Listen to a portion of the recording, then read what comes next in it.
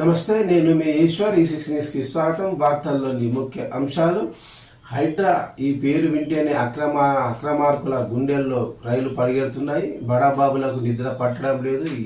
ఎప్పుడు ఎవరి వైపు హైడ్రా బుల్డోజర్ వస్తుందో అనే టెన్షన్లో ఉన్నారు. అయితే హైడ్రా ఏమంటుందంటే, మా ప్రయారిటీ చెరువులు, స్థలాలు ఆక్రమించుకుని బఫర్ జోన్లకి చొచ్చుకు వచ్చిన పెద్ద వారి అక్రమ నిర్మాణాలు మాత్రమే నని, పేద మధ్యతరగతి ప్రజల విషయంలో మేము తొందరపాటు పడబోమని, అటువంటి వారికి సంబంధించిన కట్టడాలను మేము టచ్ చేయం అని రంగనాథ్ ఖచ్చితంగా చెప్పారు.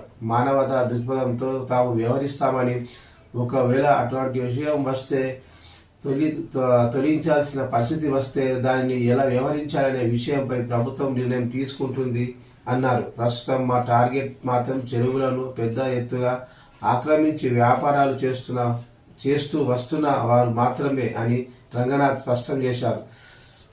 మొత్తం మీద చూస్తే కేవలం పెద్ద తలకాయలు, సెలబ్రిటీలు, రాజకీయ నాయకులు మాత్రమే వారిపైనే దృష్టి సారించిందని అనిపిస్తుంది. పేద మధ్యతరగతి ప్రజలు ఈ విషయంలో నిశ్చితంగా ఉండొచ్చని రంగనాథ్ మాటను బట్టి అర్థం అవుతుంది.